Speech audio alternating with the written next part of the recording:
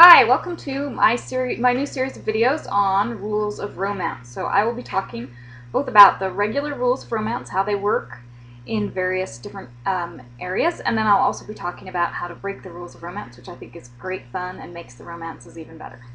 You have to realize that it's actually very important to pick the right romance names for your hero and heroine in a romance novel.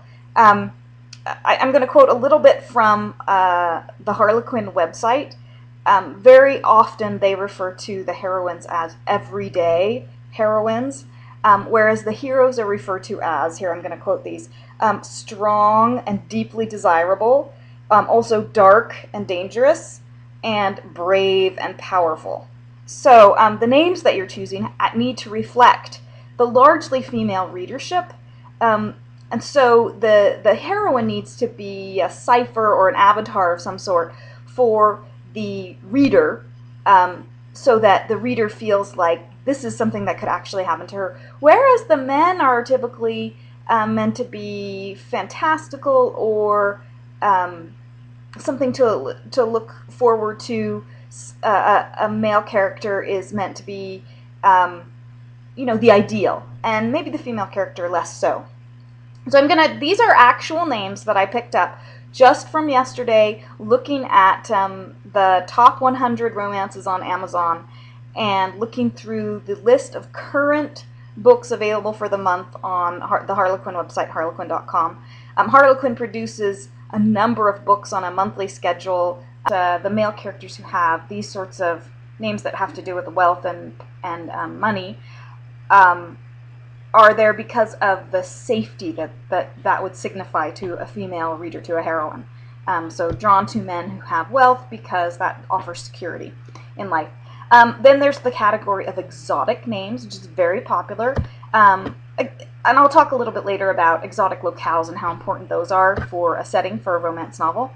But here are some of the exotic names. Alessandro, Thibaut, spelled Thibaut. Don't know how many people would know how to pronounce that correctly. Valentino Ventura, Stefan Ziakas, Eduardo Silveri, Vladimir Zenzova, Ivan Korovin, Xander Rush, Bain Beresford, and then Jericho, Quinn, Luca Barbarigo, Sheikh Akbar, Desmond, Boone, Aiden, and let's see. So I also think there's a category of male names which hint at danger or passion. Some of these are Lucas Wolf, Lucas Black, and then Cross, Grim, and then some of the others that I've named before, Ventura, hinting at adventure, Barbarigo, I suppose, hinting at barbarism, which is supposed to be sexy and passionate. And then there's the category of names that are, to one degree or another, a kind of sexual innuendo. Rush, Archer, Mansfield. Pretty sure that these are meant to be taken in a sexual way. So how do you break the rules about naming the hero and heroine in your romance novel? One of the best ways that I think that you can do it is demonstrated in the movie Notting Hill with Hugh Grant's character Will. There's this great scene in the movie where one of his friends tells Julia Roberts' character that she will never date him again as soon as she knows that his nickname in high school was Floppy. And it's a great moment for you to see the humor that you can get from playing against those typical romance names. Naming a character, a hero, Floppy is sure to get a reaction from your romance readers, and I think that's a great thing. Adds tons of humor, and your readers will remember. I think also you can do other things like give your romance hero a terribly feminine name. You could have him named Ashley if his mother in particular loves Gone with the Wind. There's the famous Ashley from Gone with the Wind, and it could be great for her to have a story about why he has that name.